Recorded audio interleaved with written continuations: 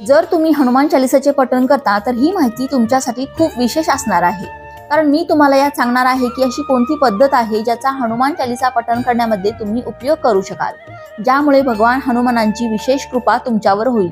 जर तुम्ही या प्रकारे हनुमान चालिसाचे पठण केलात तर 100% तुमची हनुमान चालिसा सिद्ध होईल। हनुमान चालिसाला योग्य पद्धतीने ऍक्टिव्हेट करण्याची एक चावी आहे। ती चावी कोणती आहे सांगते ऐका।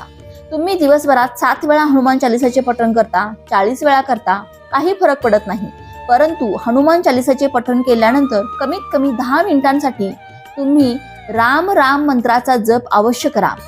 राम भगवान हनुमानांचे आराध्य आहेत।